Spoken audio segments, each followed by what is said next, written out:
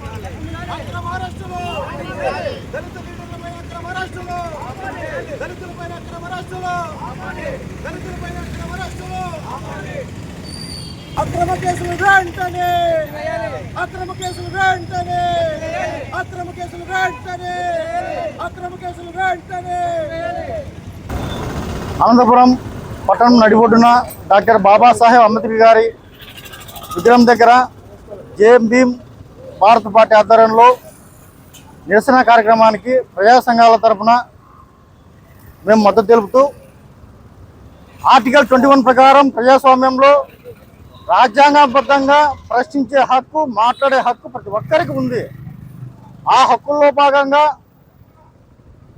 ప్రతి ఒక్కరూ ప్రభుత్వాన్ని కానీ తప్పు చేసిన వారిని కానీ ప్రశ్నించే విధంగా ప్రజలు ప్రశ్నిస్తారు.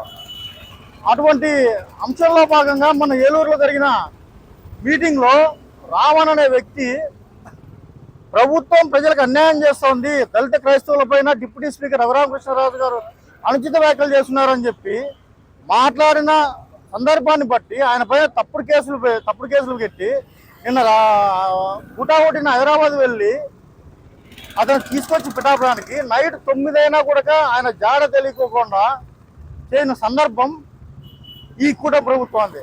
మేము పోలీసులకు ఒకటే హెచ్చరిస్తున్నాం, అయ్యా గత ప్రభుత్వం వైఎస్ఆర్ గవర్నమెంట్లో అత్యధికంగా ఎమ్మెల్యేలు అసభ్య పదజాలతో మాట్లాడినారని చెప్పి ప్రస్తుతం ఉన్న కూటమి ఎమ్మెల్యేలు అప్పట్లో పెద్ద ఎత్తున నిరసన కార్యక్రమాలు చేపట్టడం జరిగింది. అదేవిధంగా అప్పటి ఎమ్మెల్యేలు దూషించడం కూడా జరిగింది. అప్పుడు వాళ్ళు తప్పు చేసినారని చెప్పి మీరు ప్రశ్నించేవారే ఈరోజు మీరేం కడుపుకు ఏం తింటున్నారో మేము ఈరోజు మీడియా పరంగా హెచ్చరిస్తున్నాం. ఆ రోజు వారు మాట్లాడిన మాటలు ఈరోజు కూడా మీరు మాట్లాడుతున్నారు. మీరు మాట్లాడిన మాటలకు మా దళిత క్రైస్తవులు అయితేనేమి, దళిత ప్రజా సంఘాల నాయకులు అయితేనేమి వాళ్ళు ఏమంటున్నారు, మీరు మాట్లాడిన మాటలు కౌంటర్ ఇచ్చారు తప్ప ఎక్కడే కానీ అసభ్యంగా మాట్లాడిన సంఘటనలు లేవు.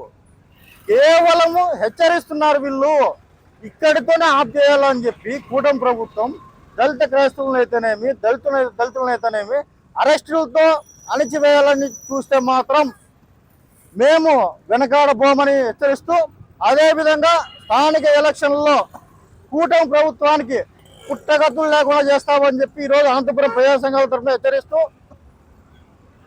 రాబోయే ఎలక్షన్లో కూడా ఈరోజు మాకు 150 వచ్చినా 160 వచ్చినా అని చెప్పి మీరు ప్రశ్నిస్తున్నారు. ఇదే పంతా కొనసాగితే ముందు ఏ విధంగా అయితే 10, 11 వచ్చాయో అదే విధంగానే కూడా 20 ఎమ్మెల్యేలు కూడా మించినీకోకుండా మేము ఓట్లు వేసి ప్రతిపక్షాలను గెలిపిస్తామని చెప్పి ఈరోజు మీడియా పూర్వకంగా మా ప్రజా సంఘాల తరఫున తెలియజేస్తూ జై భీమ్. నాకు ఈ అవకాశం ఇచ్చిన పెద్దలందరికీ నమస్కారం.